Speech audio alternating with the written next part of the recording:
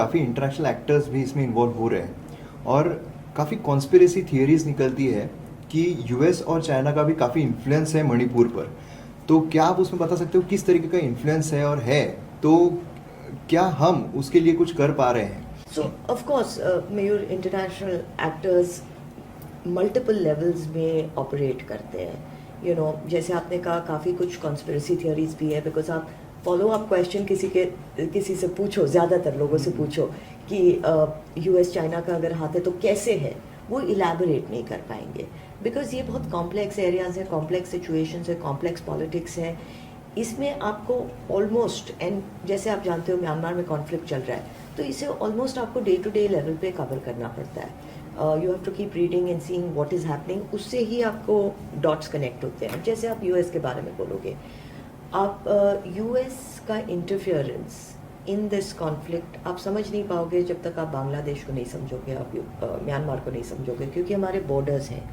अब इंडिया का border with Myanmar है 1643 किलोमीटर्स। इतना बड़ा border with a country in conflict, उसके अपने इम्पैक्ट होते हैं। अब अगर आप बांग्लादेश को देखोगे, शेख हसीना ने एक बहुत टेलिंग स्टेटमेंट बोला था। उन्होंने कहा था कि जस्ट बिफोर उनका आउस्टर के पहले उन्होंने कहा था कि एक western man, a white man approached me who wanted to carve out a Christian state from areas in Bangladesh, Myanmar and a third country, जो उन्होंने मेंशन नहीं किया। ऑब्वियसली कंटिन्यूस एरिया तो इंडिया का ही है, वो हम सब समझते हैं कि she was talking about India.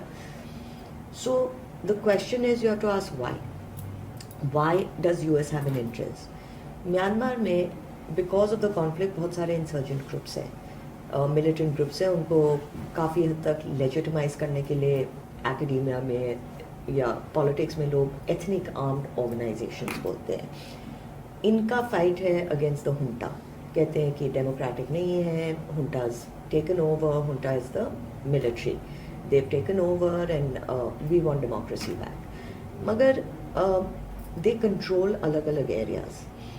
ये areas में militias, any militia to stay alive, उनको कुछ ना कुछ इनकम चाहिए, कुछ ना कुछ उनको they need some work, क्योंकि लोग होते हैं militias में, there are people, there are soldiers.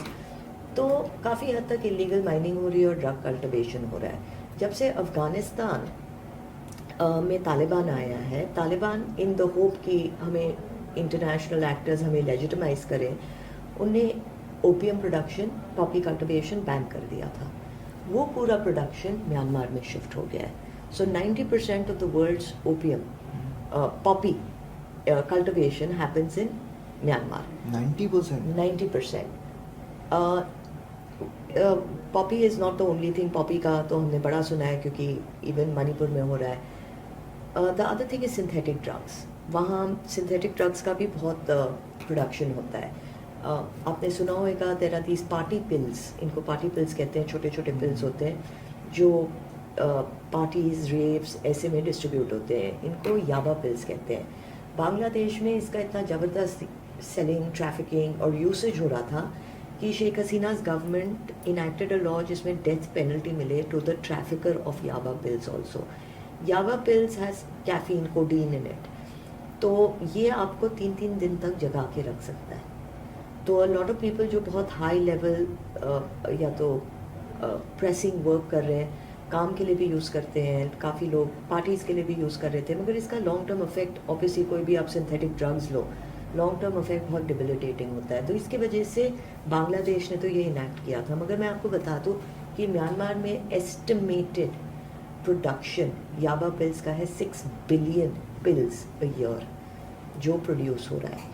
अब इसका मतलब क्या है कि अगर जो पॉपी कल्टिवेट कर रहा है, जो सिंथेटिक ड्रग्स बना रहा है, it also brings you a lot of money, जो आपको कोई भी ऑब्वियसली लीगल वे से नहीं मिलेगा। So for example, estimated amount of money in synthetic drugs is $40 billion, और ये एस्टिमेटेड है। UNODC यूजुअली 10% ही लेती है।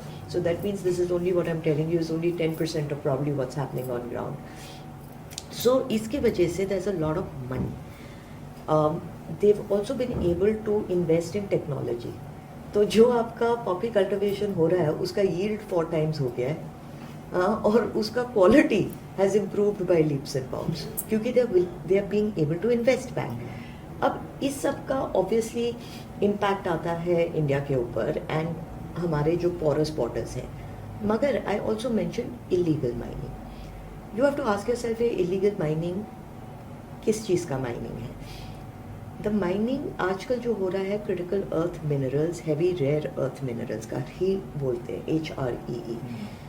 ये यूज़ होते हैं आपके EV कंपोनेंट्स में।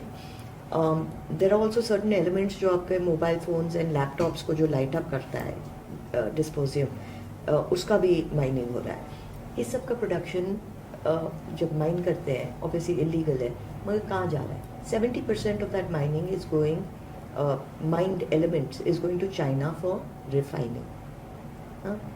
मगर 90% of that is going to the US. Because the West has a commitment to green transition. Green transition में आपको critical earth minerals की ज़रूरत पड़ती है। तो Associated Press एक है, and let me tell you, Associated Press कोई right wing media नहीं है, you know, it is, if anything, it's on the other side. उन्होंने एक investigative report किया था जिसमें उन्होंने कहा Myanmar is the sacrifice zone, Myanmar is being sacrificed for the green transition of the west. तो इसमें because of all of this politics going on in terms of the critical earth mining, US का impact है Myanmar के ऊपर।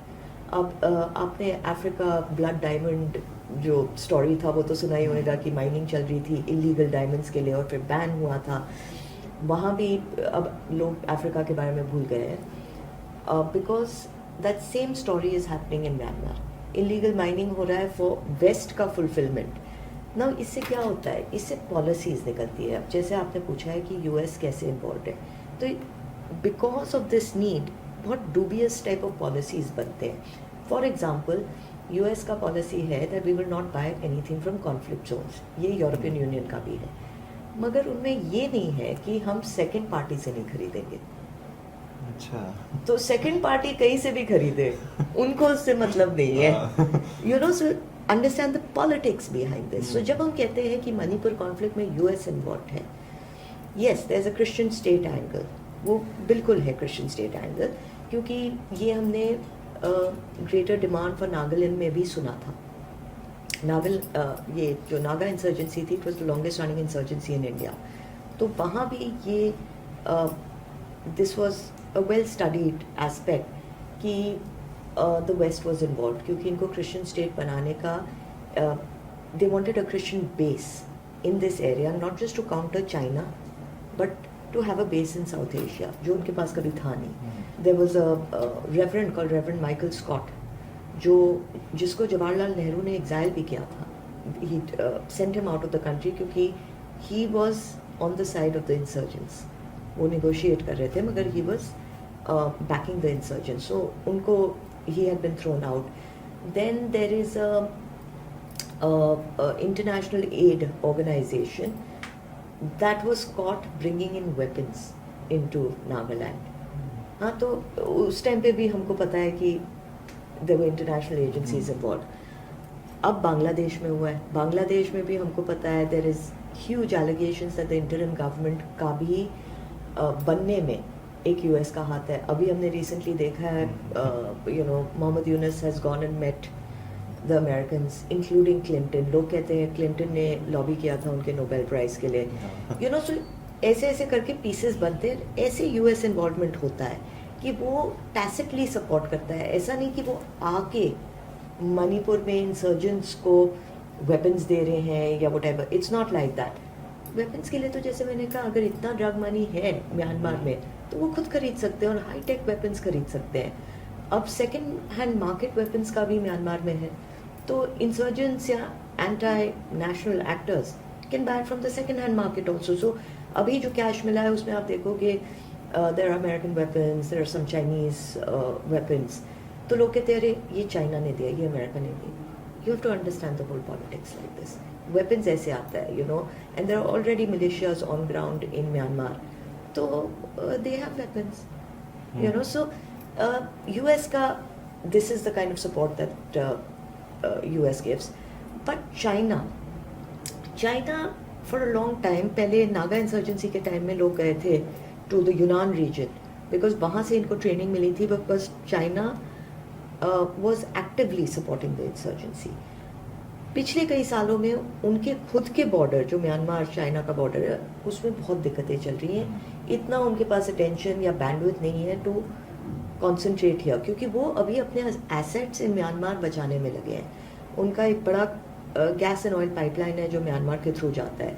शापशू port है, बहुत उनके लिए बहुत इम्पोर्टेंट एसेट है, बिकॉज उनका that is their asset into the Bay of Bengal and into the Indian Ocean region, you know. So ये सब बचाने में वो लगे हुए हैं, क्योंकि उनने बहुत इन्वेस्टमेंट किया है।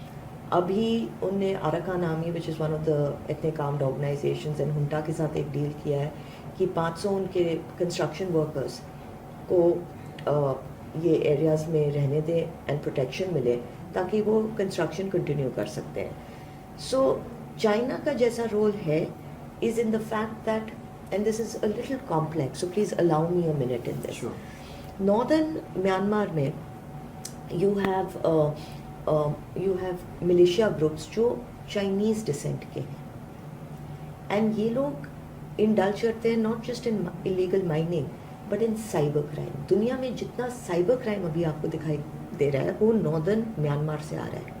It is the gambling and the cyber crime hub of the world. Gambling, क्योंकि चाइना में gambling is banned, but the Chinese are very big gamblers, तो वो लोग अक्रॉस द बॉर्डर आते हैं। Number 2, cyber crime.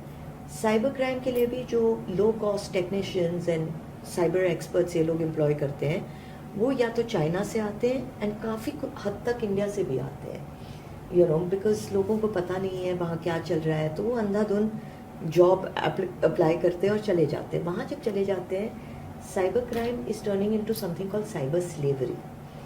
तो ये लोग इन लोगों का फ़ोन वोन ले रहते हैं and they make them work like, जैसे स्वेट शॉप वर्किंग होता है, जैसे 24 hours, you know, creating you know this kind of cyber crime modules, जो लोगों को पता है इलीगल है मगर अब फंस गए वहाँ, तो उनको बनाना पड़ता है। एंड क्योंकि मेजॉरिटी लोग जो बना रहे हैं वो चाइनीज़ हैं, तो a lot of it is how do I say, the scams are being floated in China first. तो China has a very big problem, क्योंकि साइबर स्कैम्स वहाँ बहुत बढ़ रहे हैं, गैम्बलिंग यहाँ बहुत बढ़ रही है, as well as illegal mining. हाँ, सो इससे चाइना को बहुत दिक्कत हो रही थी।